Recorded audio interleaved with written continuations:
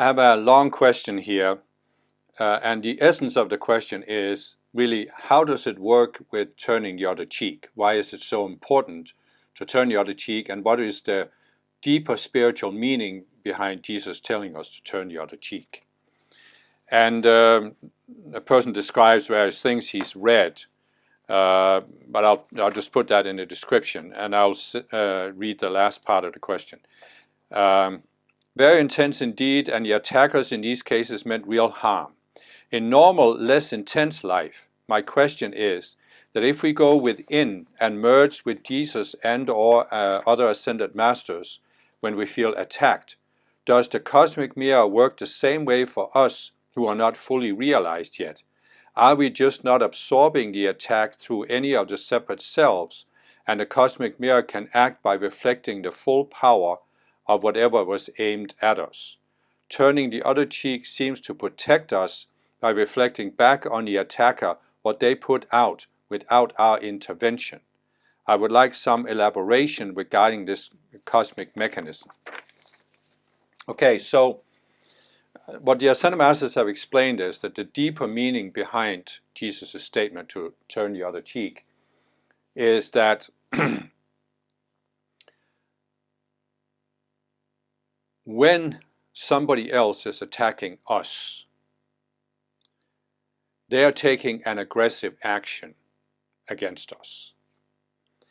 And if we can be completely neutral, completely non-attached to it, then that person's aggressive impulse, we can say, no matter what action they're taking, they're sending an energy impulse.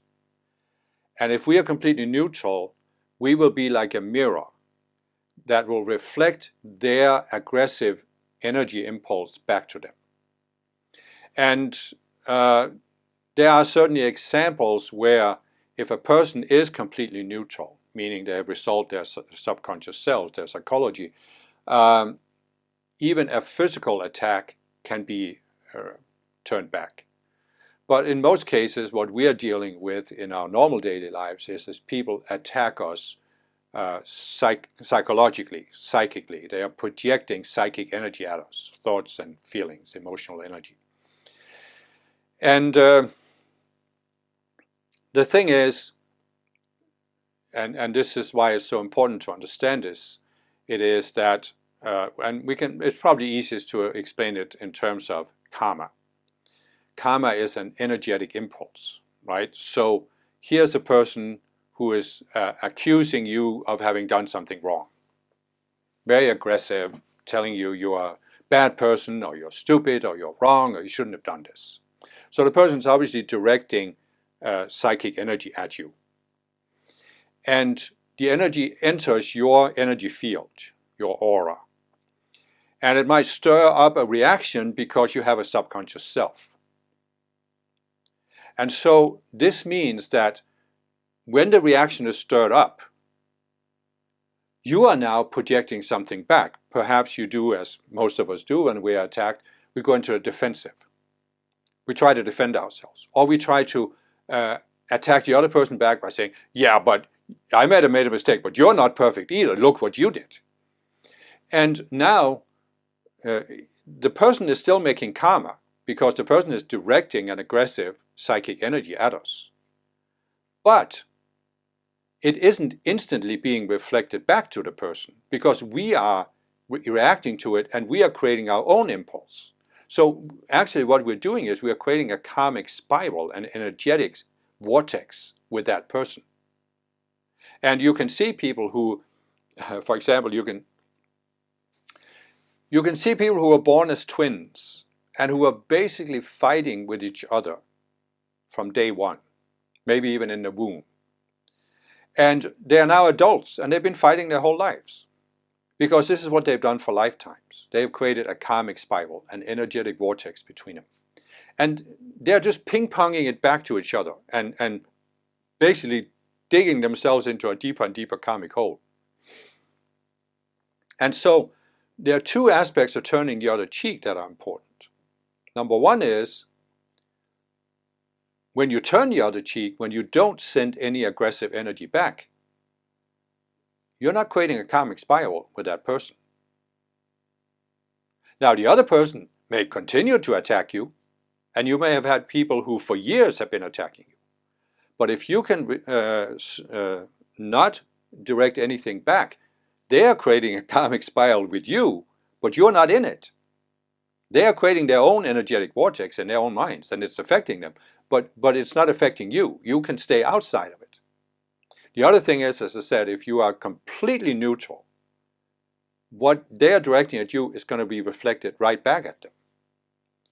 And this can, in some cases, have dramatic effects. I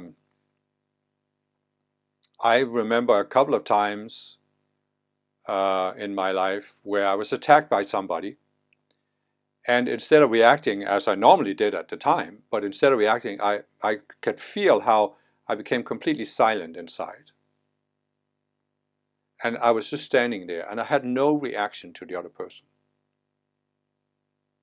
And suddenly the other person stopped. He just couldn't keep attacking me. And then he basically mumbled something and walked away. And never bothered me again.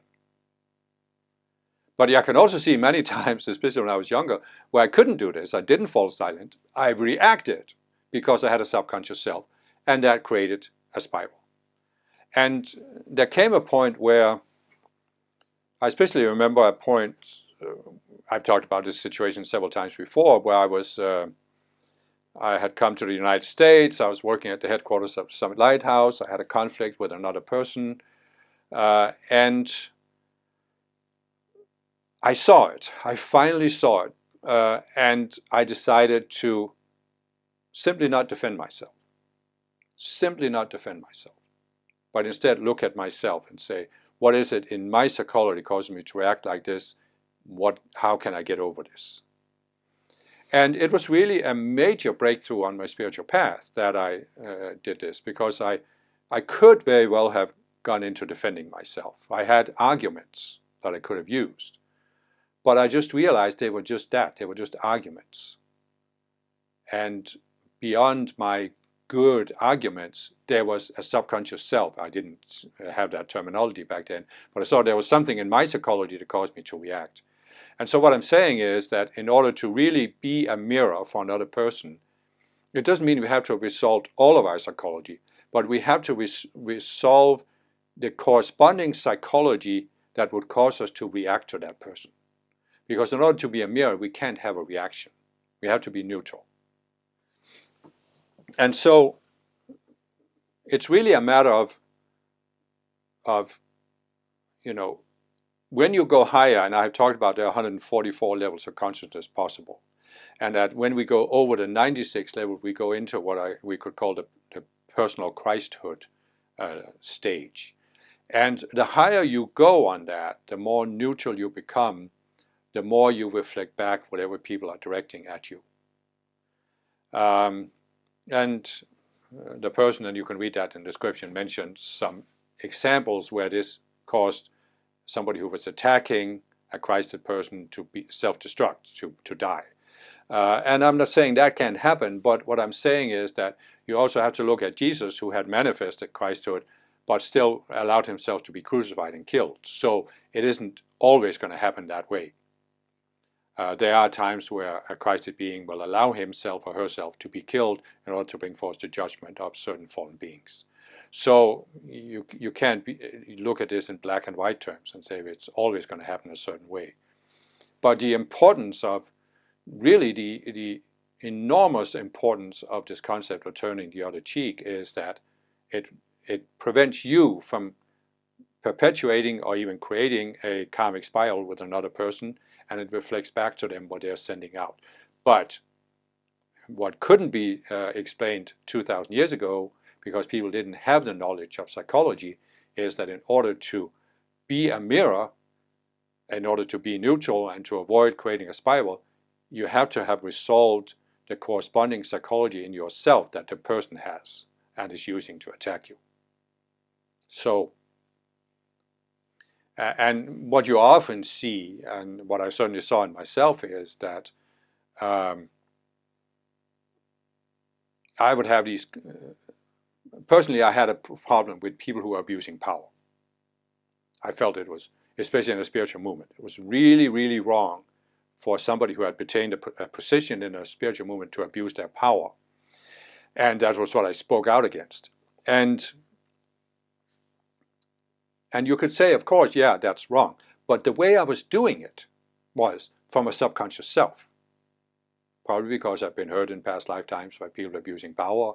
But nevertheless, I was still being accusatory towards these people. I wasn't being neutral, because you could point out abuse of power in a neutral way, but I wasn't neutral about it. And so, in other words, that was my subconscious self. And that's why when I spoke out about this abuse of power, this wasn't the judgment of Christ. This was just a subconscious self acting out. This was my ego criticizing their ego. And of course, that's going to create a spiral, a karmic spiral. And so I'm just trying to say that, they had a subconscious self that caused them to abuse power. But I had a subconscious self that was the polar opposite of the abusing of power, is that I thought it was so wrong to abuse power that I felt I had to speak out against them or correct them, but I did it with this emotional charge. So you can see there was a polarity there between what disturbed me in other people and what I had in myself. Because I also, in a sense, was judging myself with this self, and it caused me to really feel that I don't want to have a position of power because I don't want to risk abusing it. And so I wasn't neutral about it. So all I'm trying to say is, it is very valid to turn the other cheek, but it's not nearly as simple to do as it's made out in the Bible. Because in order to do it, you have to resolve the psychology. And there is usually some kind of correspondence between what disturbs you most in other people and what you haven't seen in yourself.